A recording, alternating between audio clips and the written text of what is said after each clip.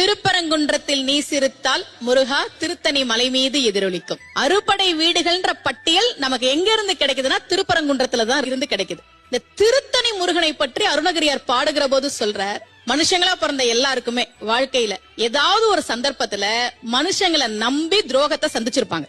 கண்டிப்பா யாருமே இல்லையே என் கூட, நான் நம்பின எல்லாரும் ஏமாத்திட்டாங்களே அப்படின்னு மனசுல விரக்தியோட தனிமையில எங்க போறதுன்னு தெரியாம நீ நடக்கும்போது அருணகிரியார் சொல்றார், திருத்தணியில் உதித்தருளும் ஒருத்தன் மலை விருத்தன துலத்தில் உரை கருத்தன்மையில் நடத்துகுகன் வேலே, தனித்து வழி நடக்கும் எனக்கு வளத்தும் இடத்தும் இரு புறத்தும். நீ தனியா இல்லடா, முருகன் உனக்கு முன்னாடியும் பின்னாடியும் வலது பக்கமும் இடது பக்கமும் கையில வேலோட நான் இருக்கேன்னு வருவான்டான்னு சொன்னார்.